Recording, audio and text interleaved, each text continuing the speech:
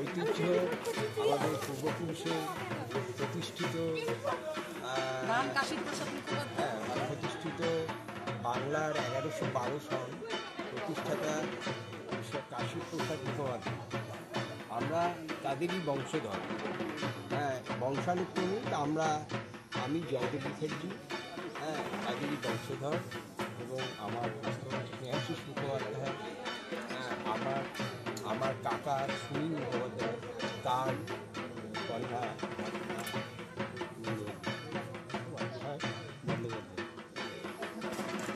এটা আমাদের একটা কি বলবো, এখন আমরা সবাই এখন মোটামুটি একটা জুনিয়র লেভেলে চলে এসেছি, সমস্ত সিনিয়রদের আমরা হারিয়েছি।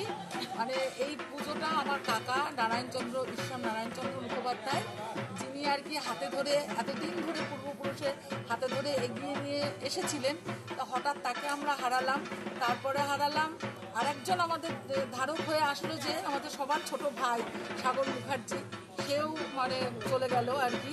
ওটাকে ধরে রাখার স্বার্থেই নিজেরা আবার একটা আনন্দ উৎসবের মধ্যে মেতেছি এবং চেষ্টা করছি যে এই যে পারিবারিক একটা ঐতিহ্য, এটাকে ধরে রাখার। এবং যথেষ্ট নিয়ম নিষ্ঠাটাই এখানে বড়, পুজোর অন্য কোনো আড়ম্বরের থেকে যে পারিবারিক ঐতিহ্য, যে নিয়ম, সেইগুলোকে আমরা যতদূর পাচ্ছি চেষ্টা করছি যে সেই নিয়ম নিষ্ঠা ঐতিহ্যকে যাতে মেনটেন করে আমরা পুজোটাকে চালিয়ে নিয়ে যেতে পারি।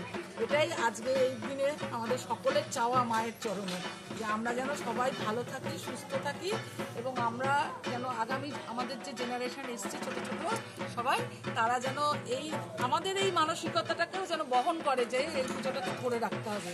এটা কোনো একার কাজ না, সবাই মিলে করার কাজ। সুতরাং সবাই যেন এটার মধ্যে ইনভলভ হয়, এই মানসিকতাই যেন তারা বড় হয় এখন থেকে, তাদের মধ্যে আমরা এটাই ছড়িয়ে দিতে চাইছি, যাতে এই পুজোটা আমাদের বজায় থাকে। যেমন এবার 320 বছর হলো, এটা যেন আরও হাজার হাজার যত বছর মানে পৃথিবী থাকবে তত বছর যেন হয় বংশানুক্রমিকভাবে। এটাই আজকের দিনে মায়ের চরণে চাওয়া। আর আমাদের কুলদেবতা হচ্ছেন এই রাধা গোবিন্দ, ওনার কাছে আমাদের এটা চাওয়া। এবং আরেকটা শেষ কথা, যেটা হচ্ছে আমার প্রার্থনা আমাদের সমস্ত বংশের সাথী এবং আমার মায়ের চরণে প্রার্থনা, যে পুরো আগামী প্রজন্মকে মা এবং আমাদের যত পুরো দেবতা দেবী আছে তাদের যেন শক্তি প্রদান করে এই পুজোকে আরও চিরস্থায়ী এবং যেন এটা যেন ঠিক মতো এগোতে পারে, সেজন্য আমাদের তাদের জন্য প্রার্থনা।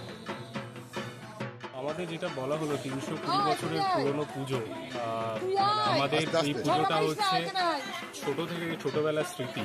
তো আমাদের ভাই বোন সবাই মিলে আমরা ছোটবেলা থেকে এই পুজোয় আসতাম।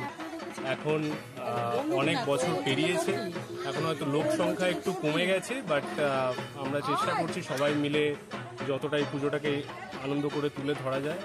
আর শহরের পুজো হচ্ছে মেনলি পুজোটা হয়, বাট পারিপার্শ্বিক আনুষঙ্গিক অনেক জিনিস হয়, যেটা এখানে পুজোটাই মেন। তো তাই পুজোটাই এখানে আরও বেশি আনন্দ করে করা হোক এবং এগিয়ে যাক, এটাই আমরা চাই এবং আমরা চেষ্টাও করি।